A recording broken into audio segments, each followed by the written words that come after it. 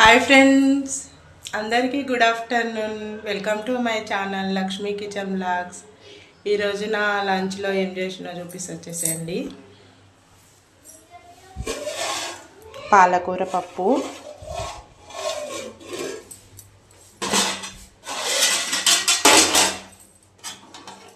ఇక అన్నం అయితే పెట్టుకుంటున్నా.